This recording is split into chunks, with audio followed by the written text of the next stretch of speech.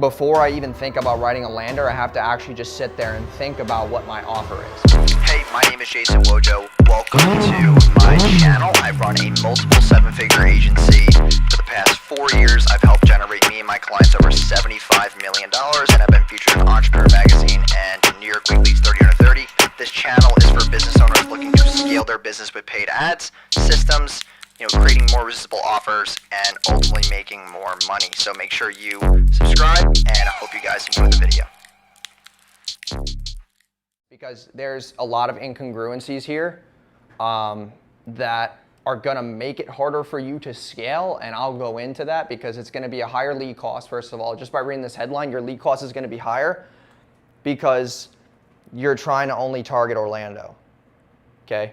When you just target that one city, you're leaving yourself not open to because you want to run a big agency, you got to be able to hit people all over. So I mean, UK, Australia, US, Canada, like there's business owners everywhere. I would not keep myself just to Orlando. Also, like when you talk about something like this right off the bat where it says well-known, like no one actually cares. They want the results to then prove that you're well-known or that you're known in the niche. So that's why I start mine off with 8-figure advertiser, because I can show screenshots and I can back it up. With like, yeah, at that time I didn't have any of that stuff. Like now I have a little bit more proof, but I did this like 2 months like ago. Like an easier angle would be like, and this is why like right now we're going through this Instagram stuff that I'm having problems with, and we're investing in press and stuff like that. So you could use angles like that where I could be like Forbes published 8-figure advertiser. Like that would probably increase my conversion rate. Just like little things like that that you could tweak with the social proof. Reveals his Marilla system. Okay, so they know that you're taking it from here. I know you're trying to go for a unique mechanism, but a unique mechanism should be something that is like, there has to be an end result in the unique mechanism. So like, for example, if you're trying to book appointments, which is going on their calendar, I would do something where it's like the MD calendar catapult or something like that, or like calendar something that has like a cool adjective to know that you're booking appointments and booking out a calendar. That allows realtors, professionals, that's very vague, and small businesses to generate booked appointments for 20 to 7. That's way too much of a range. People don't want to look at how much they're paying, they want to look at how much they're getting. So if you were to say here, like, and this is why we're going to go over the offer. So before I really get into the end of this, right now you're working with just 3 niches, correct? Carlos. Correct. Yeah. Okay. So what do you mean by professionals?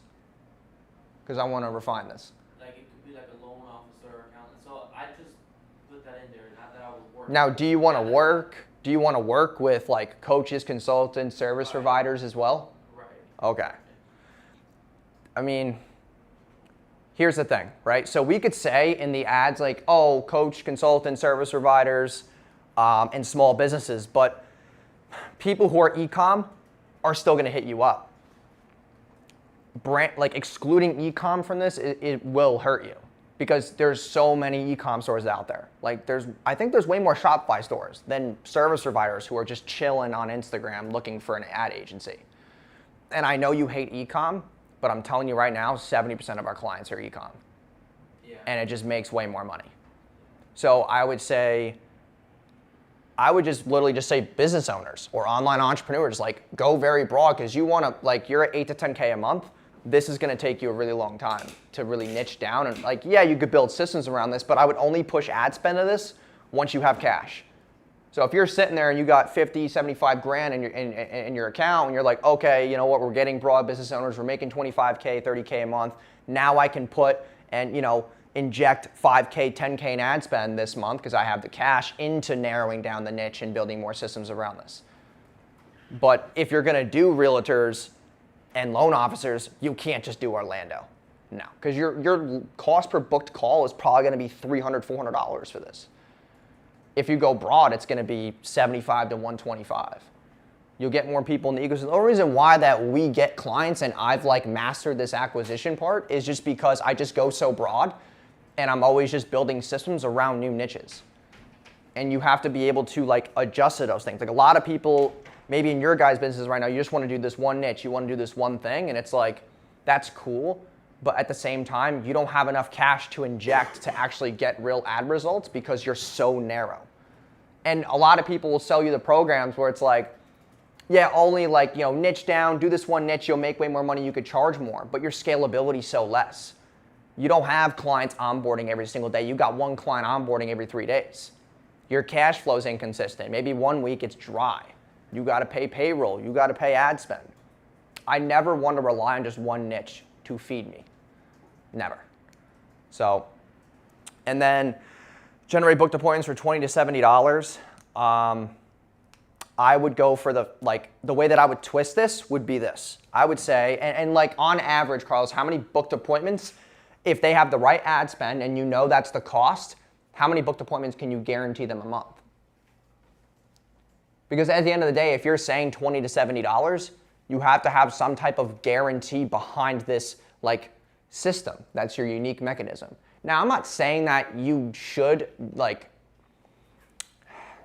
because guarantees are kind of hard in the beginning and agency owners are scared to give guarantees. I don't give guarantees personally because I just don't want to attract people who only want guarantees and they don't understand that business is a risk. Those clients are the worst. They're the biggest headaches and they're just sitting there. Like we had a client once when I was doing the 150 booked appointments a month for credit repair and like we got to the end of the month and we got 147 and she's like, I want my money back. I'm like, are you serious? Like 147, that's crazy. And I never wanted to deal with that again. So I'm like, you know what, forget this. Not to mention for agencies, you can't do guarantees. Yeah, that's like literally, It's illegal. yeah, like it's actually illegal. Like FTC, I know you guys see people online doing like guarantees. Those are actually illegal. It's actually illegal. You can't do that. That's FTC non-compliant. The reason why those people can is because they're not making a lot of money, so they're under the radar.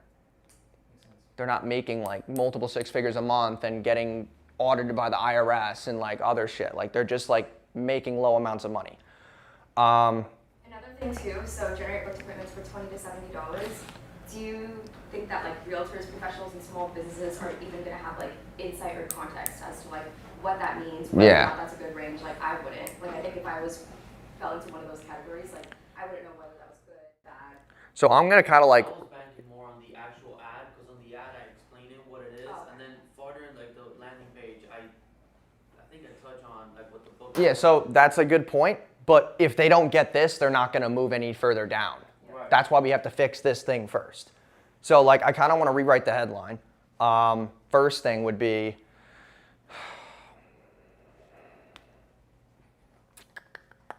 We'll just do an example, but like realistically, by the time that you start running ads to this and you're injecting cash, like you should have been able to generate clients over 7 figures.